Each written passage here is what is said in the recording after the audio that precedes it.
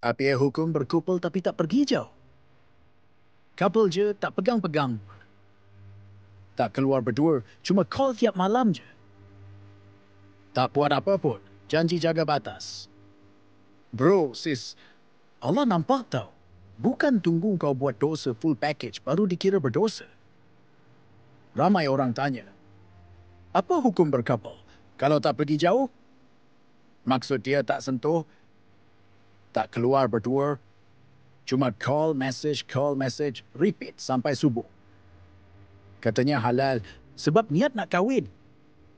Tapi kita kena ingat, Islam tak tengok berapa jauh kau pergi. Islam tengok kau pergi jalan tu ikut landasan syarak ke tak.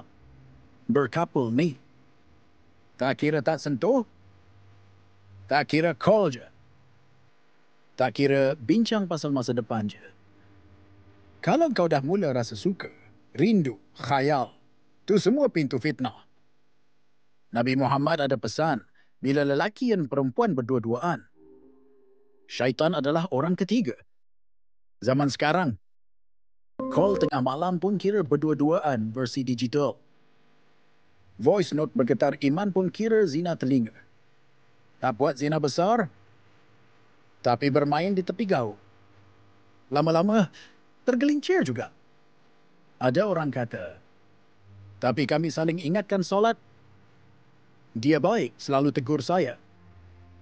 Bro, kalau betul nak jaga, bukan ajak couple syariah, tapi ajak kahwin atau tinggalkan dulu. Jaga hati bukan dengan dekat, tapi dengan jauh. Sebab cinta yang Allah redha, bukan yang sembunyi dari manusia, tapi yang terang-terang sujud pada dia. Tak salah nak cinta. Tapi biar cinta tu bernilai pahala, bukan hanya buat hati berbunga, tapi dosa bertambah. Kalau bukan jodoh, reda. Kalau betul jodoh, tunggu.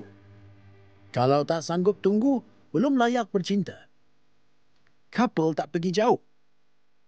Kalau niat tak ke arah nikah, tu bukan cinta. Tu cuma latihan kecewa. Cinta ni indah, kalau kena pada tempatnya. Dan tempatnya adalah selepas akad.